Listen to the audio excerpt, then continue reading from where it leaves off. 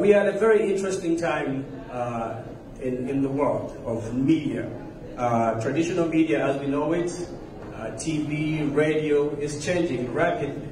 And that is because social media is disrupting the space, whether it's how we produce information as traditional media houses, or how you consume information, whether it's on Facebook or these different social media platforms. Traditional media they're in that transition of defining themselves in terms of competing against themselves. So what do I mean by that? If you have a newspaper, you need to have a digital presence. But what are you doing to differentiate what is in the paper that you printed at 5 o'clock in the morning versus, breaking news about the budget speech that is happening in front of you as we speak?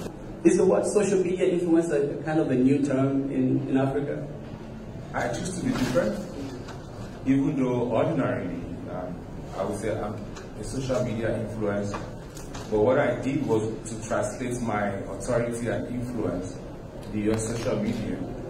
Because when you now say you're a social media influencer, the perception is that you're just some personality on the internet who has no relevance or value outside of it. So it's about fighting perceptions, whether you're a social media influencer. So you can be a social media influencer, but you have to be careful about the definition. Because people, once they put you in a box, they find it difficult putting you outside of that box. First, let's talk about your content itself. Yes. What kind of content do you push out to your audience? Most of my content is not just political, it's not just this and this. I try to cut across because I believe that if I cut across board, I can reach a lot of people. And I won't be what Omoji was saying, people group you and think that you're just this person and they put you in a box. First of all, I think as if there's no box in the first place.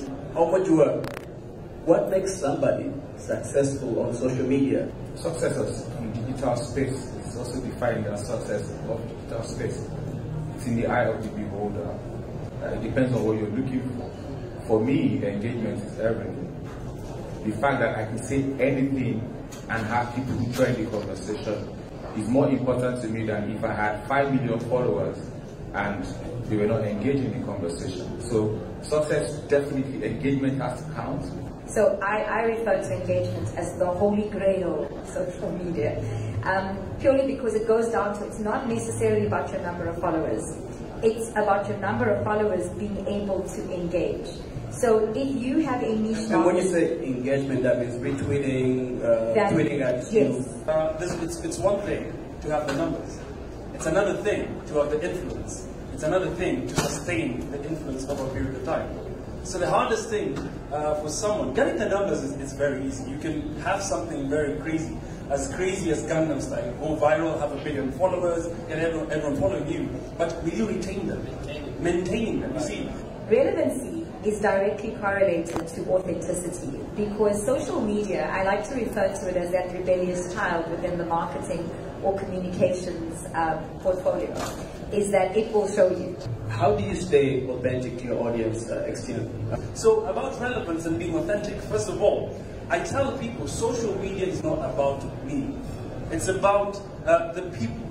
See, it's like the same thing when people ask me, how do you get your numbers on Instagram? How do you get followers? I tell them, if you're putting up a picture on Instagram or on social media because you love it and you think it's funny to you, it's not about you. If it's all about you, leave it on your phone. You have an album on your phone. Leave it on your phone. You have to understand your crowd. Quickly, brutal, but would you say then that traditional media is dying completely? Very good question. Very good question. Will traditional media die completely? No, it will evolve. It will evolve. So the ones that are smart are the ones that have actually evolved in such a way that I know conventional newspapers in Nigeria that have far more eyes online than they have for their newspapers. Maybe one day they will say, okay, let's just kill it. Really, a lot of newspapers are dying every day, but let's not overemphasize their death. I think they are just evolving. So they are digitizing traditional. Yeah. So yes and no, because in its current format, it would be dead.